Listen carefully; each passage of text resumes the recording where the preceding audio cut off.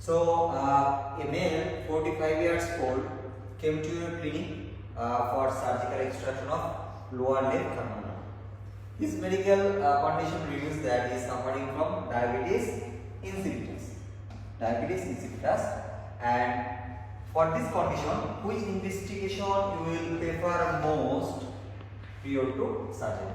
এটা হচ্ছে আমাদের কোশ্চেন। সো এই ধরনের কোশ্চেন আসতে পারে আমাদের ক্লিনিক্যালি, মোস্ট কমনলি এফসিপিএস এই টাইপের ক্লিনিক্যাল কোশ্চেনগুলো আছে যে একটা ক্লিনিক্যাল সিনারিও দেওয়া থাকে এবং ওই সিনারিওর আন্ডারে আমাদের প্রপার অ্যান্সারটা বা সিঙ্গেল বেস্ট অ্যান্সারটা কি হবে। ওকে, আসি তাহলে এই কোশ্চেন আমরা বুঝলাম যে একটা পেশেন্ট আসছে সার্জিক্যাল এক্সট্রাকশন করার জন্য এবং সে ভুগছে বর্তমানে ডায়াবেটিস ইনসিপিটাসে। সো ডায়াবেটিস ইনসিপিটাসে একটা রোগীকে আমি সার্জারি করার আগে কি টেস্ট করব, সিঙ্গেল মোস্ট ইম্পর্টেন্ট টেস্ট কোনটা? আমাদের অপশন আছে কি? অপশন আছে হচ্ছে CBC, RBS, random blood sugar, HbA1c, urinary and blood for culture sensitivity. এটা হচ্ছে আমাদের পাঁচটা অপশন। সো খুবই simple question but tricky question. এই কোশ্চেনের মেইন থিমটা হচ্ছে আপনাকে জানতে হবে হোয়াট ইজ ডায়াবেটিস ইনসিপিটাস। কারণ আপনি যদি ডায়াবেটিস ইনসিপিটাস জানেন, আপনি খুব একেবারে উইদিন ভেরি শর্ট টাইম আপনার সেটা বলে করবেন। বাট ডায়াবেটিস ইনসিপিটাস কি এটা যদি না জানেন তাহলে আসলে সম্ভব না। সো এট ফার্স্ট হচ্ছে আমরা একটু আলোচনা করব রিগার্ডিং টু ডায়াবেটিস ইনসিপিটাস কি। ওকে, আসুন। So diabetes insipidus is not like diabetes mellitus. আমরা জানি যে diabetes mellitus is associated with blood glucose level. High rise of blood glucose level is associated with diabetes mellitus. But diabetes insipidus is associated with ADH, anti-diuretic hormone. এক্ষেত্রে কি হয়? Either ADH প্রোডাকশনটা আপনার ADH production either কমে যায় যতটুকু দরকার inadequate ADH production থাকে, অথবা देयर इज নো প্রোডাকশন, যে ADH ঠিকভাবে প্রোডাকশন হচ্ছে না। সো ইন বোথ কেসে আমাদের কি ADH রিলেটেড আমরা প্যাথোলজি পাই। ওকে, সো ডায়াবেটিস ইনসিপিটাস তাহলে কোথায় যাবে না? ADH এ যাবে না। আইদার ADH প্রোডাকশন কমে যায় অথবা ADH এর কোনো রকম প্রোডাকশন থাকে না। সো তাহলে জানতে হবে যে তাহলে ADH টা কেন ইম্পর্টেন্ট, ADH প্রোডাকশন হলে আমাদের কি হয়। ওকে, আসি। সেটা হচ্ছে আমরা যদি একটা ADS অ্যাক্সিসের কথা চিন্তা করি, যে ADS অ্যাক্সিস, যে ADS কোথা থেকে আসে, সেটা হচ্ছে ADS টা আসে হচ্ছে আমাদের হাইপোথ্যালামাস থেকে। হাইপোথ্যালামাস, ওকে, হাইপোথ্যালামাস ওর কিছু নিউরনাল সেলের মাধ্যমে তৈরি করে হচ্ছে ADH। তাহলে হাইপোথ্যালামাস তৈরি করতেছে হচ্ছে আপনার ADH। এই ADH টা হাইপোথ্যালামাস থেকে পরবর্তীতে আসে হচ্ছে আপনার posterior pituitary gland. Posterior pituitary gland, আমরা জানি যে পোস্টেরিয়র পিটুইটারি গ্ল্যান্ড কোনো ধরনের হরমোন তৈরি করতে পারে না। রেদার দ্যান হাইপোথ্যালামাস যে হরমোনগুলো তৈরি করে দেয়, যেমন দেখবেন ADH, এটা সিক্রেট করে এবং ট্রানজিয়েন্টলি স্টোর করে। তার মানে এই তৈরি হওয়া ADH টা আলটিমেটলি পোস্টেরিয়র পিটুইটারি গ্ল্যান্ডের মাধ্যমে পোস্টেরিয়র পিটুইটারি গ্ল্যান্ড পরবর্তীতে কি করবে, এটাকে সিক্রেট করবে। তাহলে পোস্টেরিয়র পিটুইটারি গ্ল্যান্ড কি করে? সিক্রেট করে। বাট ADH তৈরি কি করে? তৈরি করে হচ্ছে হাইপোথ্যালামাস। আমি একটু এই জায়গাটা একটু ফোকাস করি। তাহলে হাইপোথ্যালামাস ইজ মেড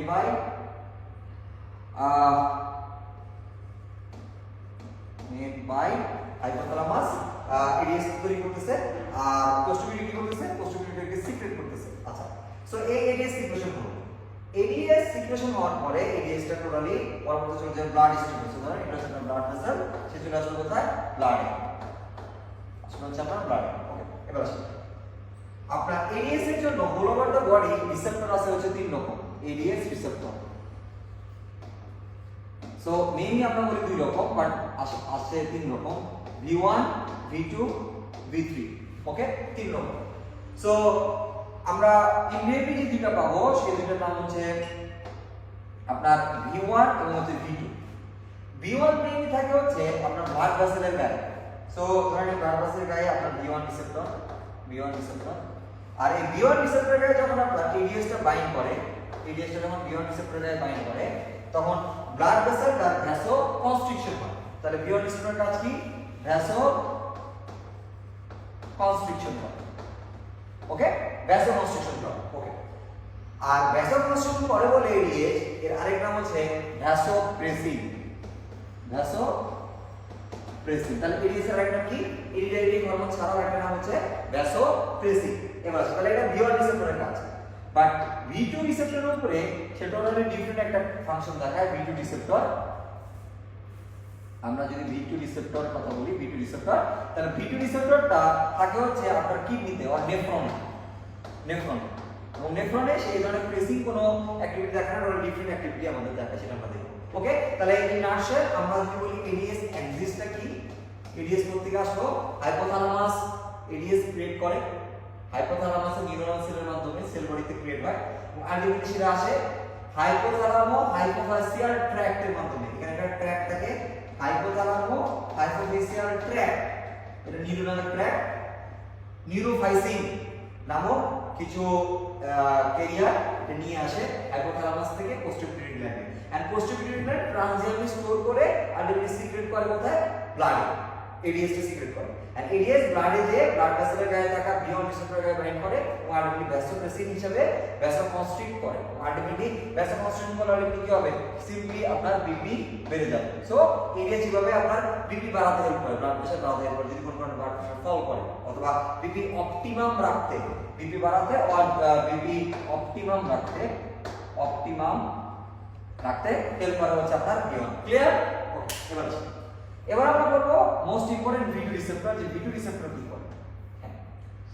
সো ধরেন এটা হচ্ছে আপনার নেফ্রন, এন্ড নেফ্রনের আমরা স্ট্রাকচার তো আমরা জানি, সো আমরা জাস্ট পার্টগুলো শিখি। ধরেন এটা হচ্ছে নেফ্রনের একটা নির্দিষ্ট জায়গা, এটার নাম হচ্ছে আপনার কালেক্টিং ডাক্ট, এবং কালেক্টিং ডাক্টের সেলের নাম হচ্ছে, এখানে যে সেলটা নিয়ে আমরা করতেছি এটা হচ্ছে কালেক্টিং ডাক্ট।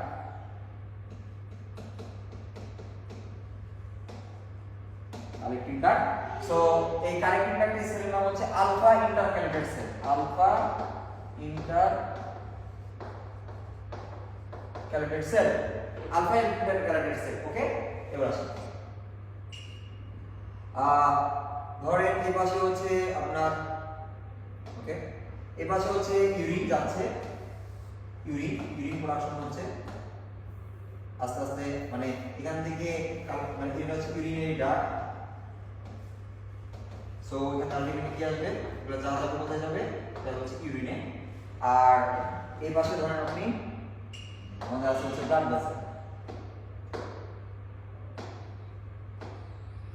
ওকে, সো এটা হচ্ছে আপনার ব্লাড ভেসেল।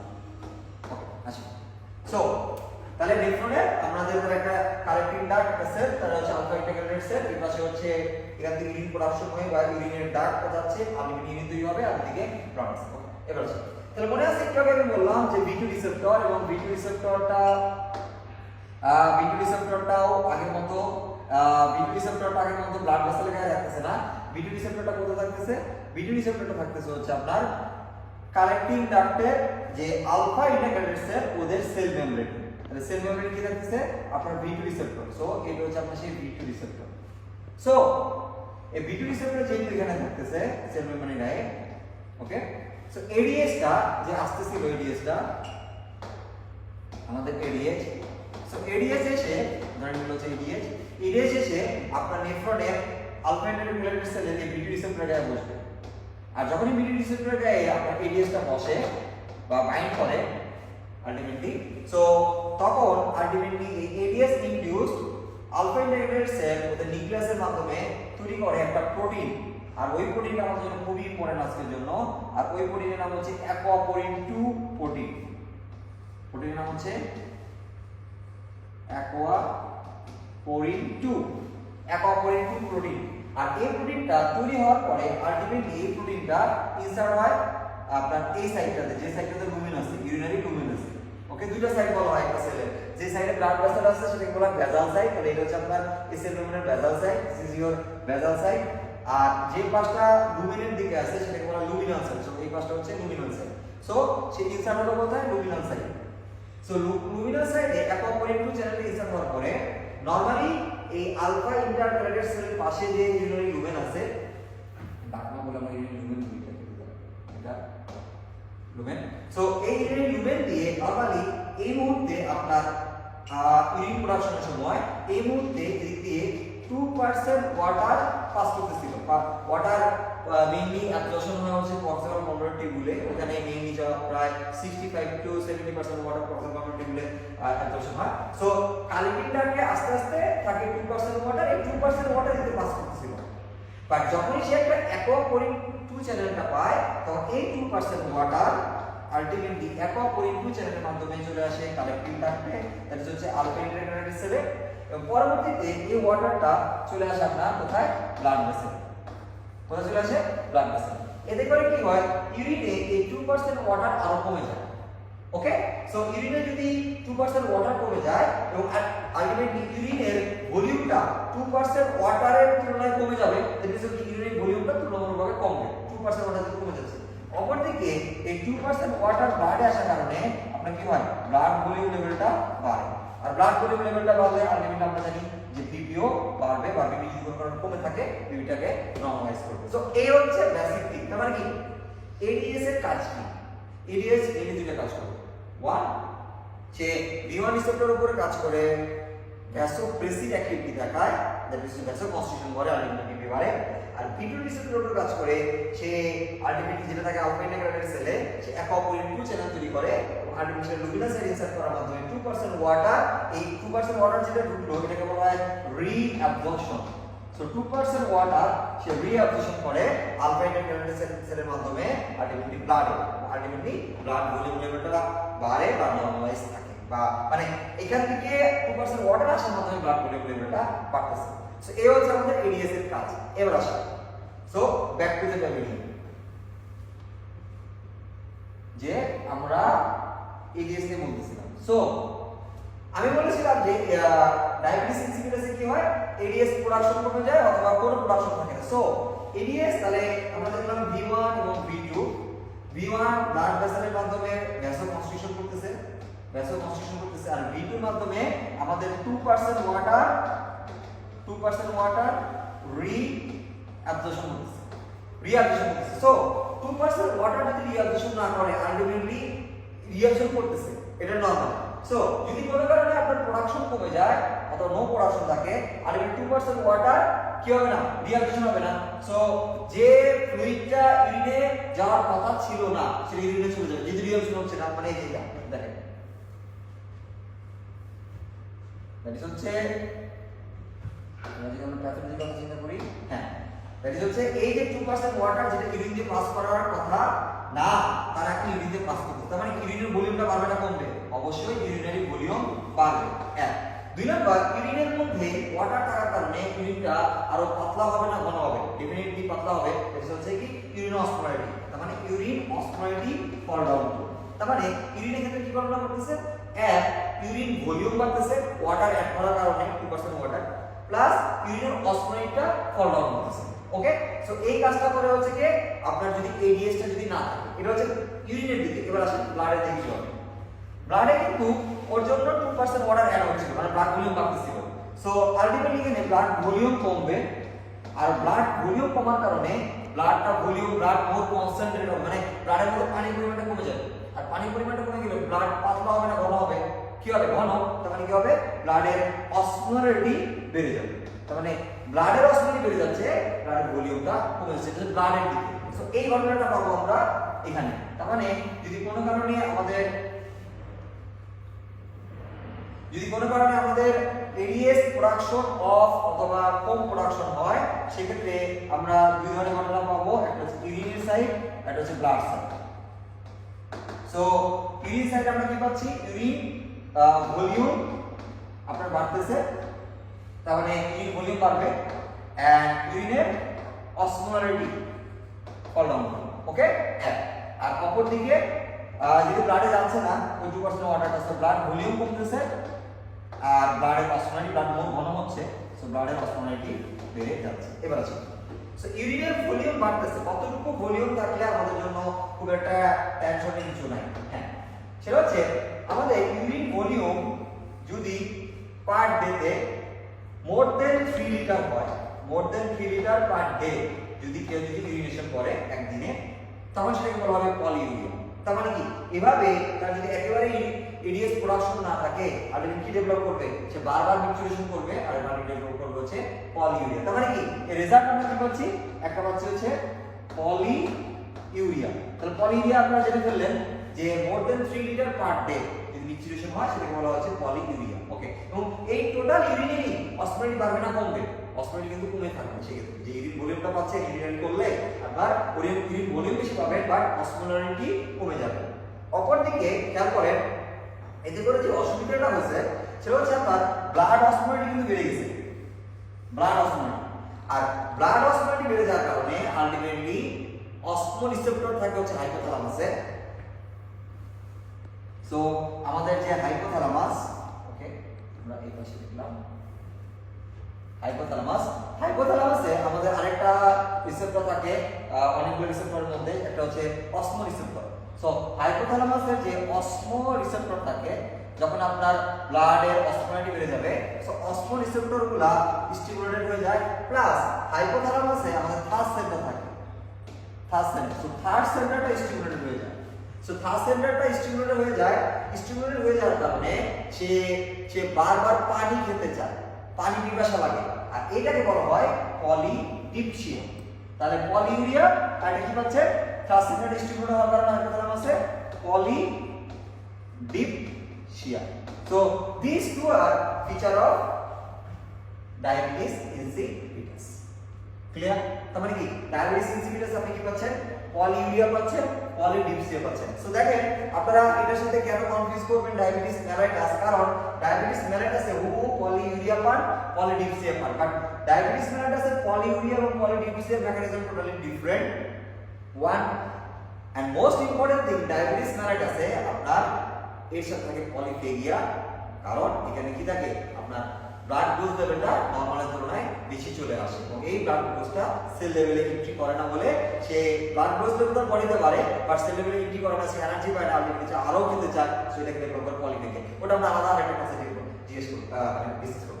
সো তাহলে মেইন নাটশট হচ্ছে কি ডায়াবেটিস ইনসিপিডাসে আপনার এডিএস এর রিলেটেড অসুবিধাটা ক্রিয়েট হয়। এবার আসুন এই ডায়াবেটিস ইনসিপিডাসে এডিএস রিলেটেড অসুবিধাটা ক্লিয়ার হয়। তারপরে কি আপনি ডায়াবেটিস ইনসিপিডাস চেক করার জন্য আপনি কি টেস্ট করবেন তাহলে বলেন? এখানে মোস্ট ইম্পর্টেন্ট জিনিসটা কি? এডিএইচ। সো তাহলে আমরা কোশ্চেনটাতে আসি। কোশ্চেনে কি ছিল? কোশ্চেন ছিল যে আপনি কি কি টেস্ট করতে পারেন? আপনার অপশন কি দেওয়া আছে? সিবিসি। সিবিসিটা কি দরকার আছে? আমার এই মুহূর্তে কোনো রকম দরকার নেই। আরবিএস এটা কি সুগারের সাথে অ্যাসোসিয়েটেড ডায়াবেটিস ইনসিপিডাস? না। এইচবিওয়ানসি এটা সুগারের সাথে অ্যাসোসিয়েটেড? এটাও না। and then blood for ulcer sensitivity. ulcer sensitivity কেন করবে? কারণ তো আমার কোনো মাইক্রোবিয়াল কোনো ইনফেকশন মাইক্রোঅর্গানিজম তো নাই। সো এটা আমরা করব। another option is urinary। দেখেন আমরা যদি ইউরিনারি করি, ইউরিনারির মধ্যে আমাদের বেশ অনেকগুলো ইউরিনের মধ্যে ইউরিন টেস্টের অনেকগুলো ইউনিটের মধ্যে একটা থাকে হচ্ছে ইউরিনের স্পেসিফিক গ্র্যাভিটি, থাকে হচ্ছে ইউরিন অসমোলারিটি।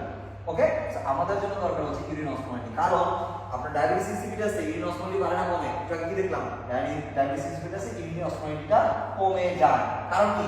আপনার 2% ওয়াটার যেটা রিঅ্যাবজর্পশন হচ্ছিল, এই দেখেন 2% ওয়াটার যেটা রিঅ্যাবজর্পশন হচ্ছিল সেটা তো আমাদের 2% ওয়াটারটা রিঅ্যাবজর্পশন হচ্ছে না।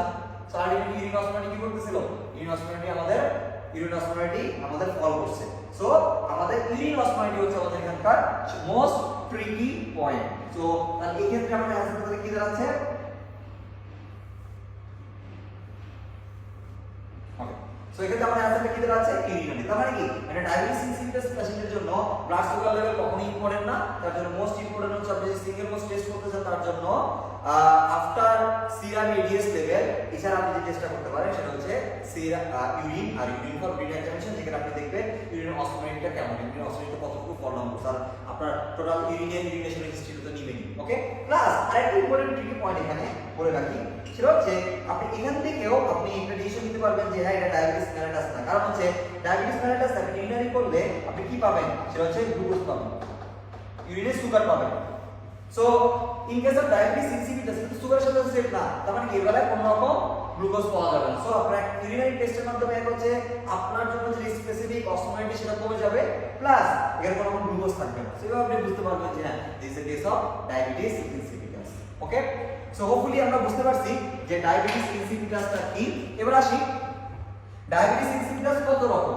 ওকে, সো আমরা কথা বললাম যে ডায়াবেটিস আমাদের দুই রকম, একটা হচ্ছে diabetes mellitus which is associated with blood sugar level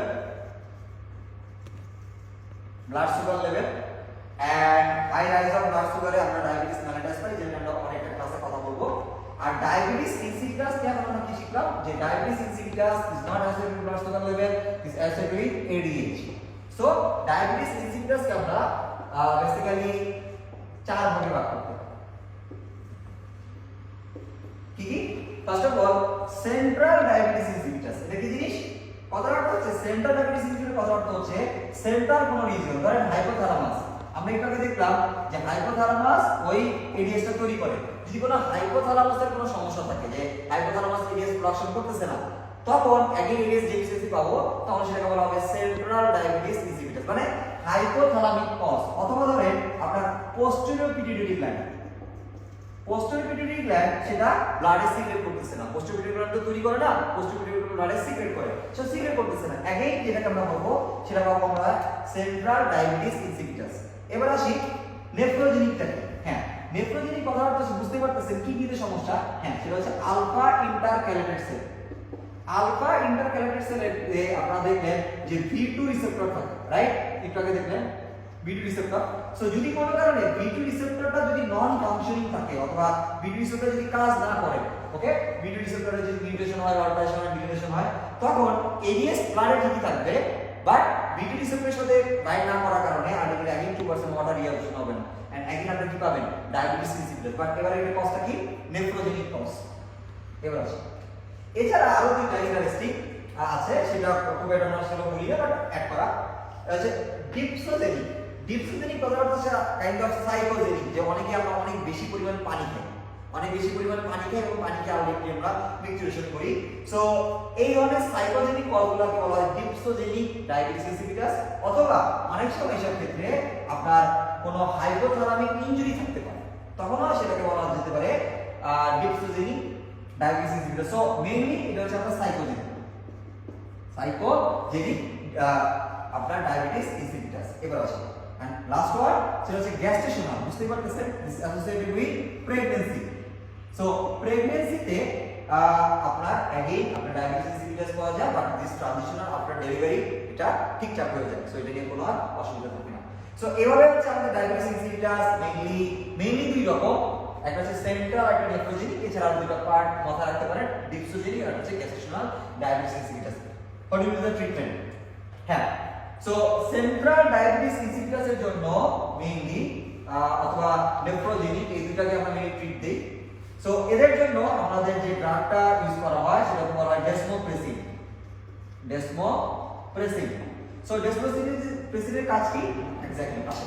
তাহলে ডেসমোপ্রেসিন কি কাজ করবে? এই একটু আমরা দেখে আসলাম যে আমাদের এই যে V2 রিসেপ্টর, আমাদের এখানে যে আপনার V2 রিসেপ্টর ছিল, এক্স্যাক্টলি।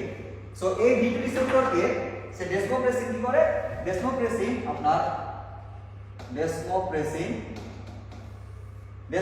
V2 রিসেপ্টরের সাথে বাইন্ড করে। আলটিমেটলি আপনার এডিএস নাই, বাট ডেসমোপ্রেসিন রিসেপ্টরের সাথে বাইন্ড করে এডিএস এর মতো কাজ করে, এবং আলটিমেটলি একদিন আপনার 2% ওয়াটার রিঅ্যাকশন হয়। তার মানে কি এখানে single most important drug for ads answer is desmopressin. এছাড়া আরো কিছু ড্রাগ ইউজ করা হয়, বাট মোস্ট ইম্পর্টেন্ট হচ্ছে ডেসমোপ্রেসিন। ডেসমোপ্রেসিন কিন্তু আরো অনেকগুলো কাজ আছে আপনারা জানেন, যেমন হচ্ছে ডেসমোপ্রেসিন আমরা যে বনিরন ফ্যাক্টর রাইজ করতে ইউজ করি, যেমন ইন কেস অফ হেমোফিলিয়াতে ইউজ করা হয়। সো ওটা আলাদা ব্যাপার, ওটা আলাদা মেকানিজমে সেটা কাজ করে, সেটা মেকানিজমটা বলে দিই। সেটা হচ্ছে ওই ক্ষেত্রে ডেসমোপ্রেসিন আপনার ভাস্কুলার এন্ডোথেলিয়ামের মধ্যে যে WB বডি আছে ওটাকে স্টিমুলেট করে, আলটিমেটলি বনিরন ফ্যাক্টর রিলিজ করে। ওই বনিরন ফ্যাক্টরটা পরবর্তীতে হিমোফিলিয়াতে আপনার হিমোফিলিক পেশেন্টদের বেলায় ইউজ হয়। ওকে, বাড়িতে তাদের হিমোফিলিয়ার যে ব্লিডিং এবং কোয়াগুলেশনের হিমোফিলিয়া নিয়ে কি সমস্যা হয়, তার হচ্ছে কোয়াগুলেশনের সমস্যা হয়, সেই কোয়াগুলেশনের সমস্যাতে হেল্প করে। এনিওয়ে, সো আমরা এখানে যে ডেসমোপ্রেসিনটা ইউজ করলাম ইজ ফর এডিএস।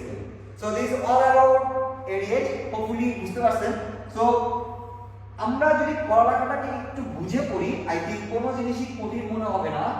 সো দেখেন কোশ্চেনটা ছিল খুবই সিম্পল, যে একটা পেশেন্ট আসছে সার্জিক্যাল এক্সট্রাকশন করার জন্য, lower right third molar, left third molar, তার হিস্ট্রি কি ডায়াবেটিস ইনসিপিটাস, তার জন্য কি টেস্ট করতে হবে? সো একেবারে সিম্পল কোশ্চেন, বাট এই কোশ্চেনটা অ্যান্সার করার পড়তে যে বা পড়ার জন্য আপনাকে মোটামুটি একটু আইডিয়া ক্লিয়ার কনসেপ্ট রাখতে হবে, তাতে করে শুধুমাত্র এই কোশ্চেন পরীক্ষাতে আসবে এমন না, এই রিলেটেড যে ধরনের কোনো কোশ্চেন আসুক না কেন আপনি ইনশাআল্লাহ অ্যান্সার করতে পারবেন। থ্যাংক ইউ, ভালো থাকবেন সবাই, আল্লাহ হাফেজ।